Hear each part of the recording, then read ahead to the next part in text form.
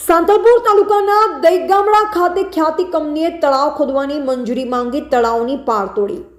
સાંતલપુર તાલુકાના દહીગામડા ખાતે ખ્યાતિ એન્ટરપ્રાઇઝ નામની કંપની તળાવ ઊંડું કરવા માટેની જરૂરિયાત હોય દહીગામડા ગ્રામ પંચાયતમાં મંજૂરી માટે જાય છે.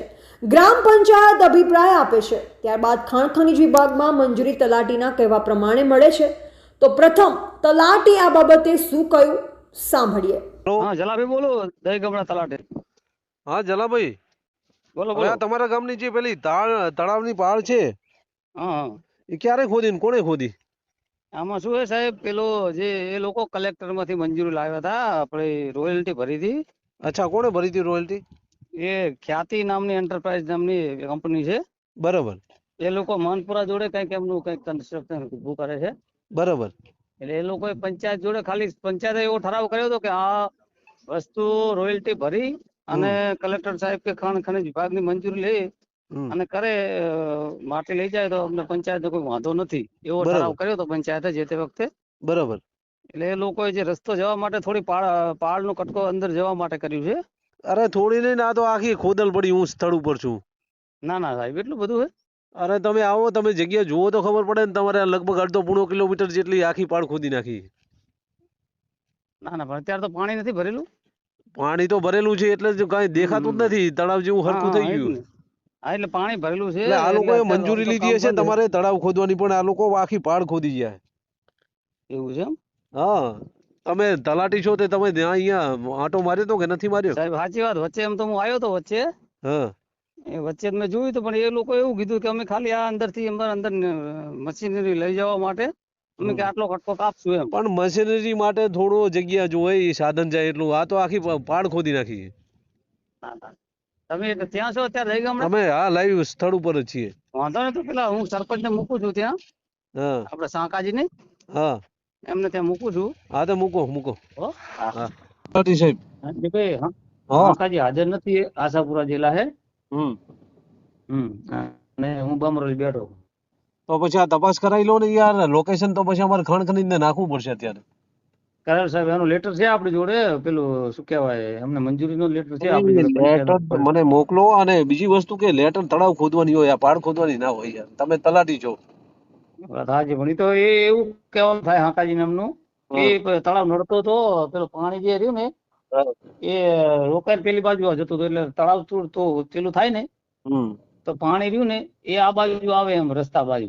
બધી વાત સાચી. તો પછી એમાં ઠરાવે કરવો પડે, મંજૂરી તમારી લેવી પડે, તમારો અભિપ્રાય હંગાતે ત્યાં ઉપરથી મંજૂરી લેવી પડે. જે તળાવ હોય મંજૂરી આપણે પંચાયત એ મંજૂરી નહીં આપી. હા, તો પછી હું એ કઉ છું.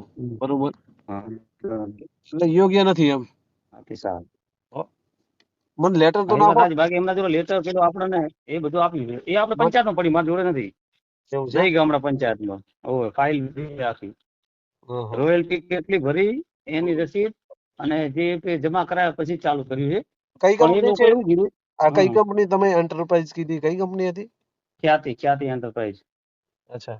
હવે એમના પેલા માણસને મળવું તો આપણે વારે ભાઈ મોહમ્મદ મલેક કરીને છે, એ બધું હેન્ડલિંગ કરે છે.